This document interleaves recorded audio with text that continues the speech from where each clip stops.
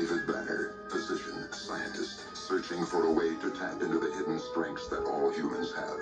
Then an accidental overdose of gamma radiation alters his body chemistry. And now when David Banner grows angry or outraged, a startling metamorphosis occurs.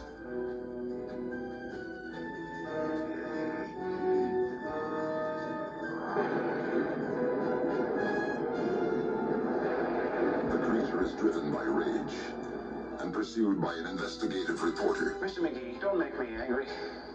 You wouldn't like me when I'm angry.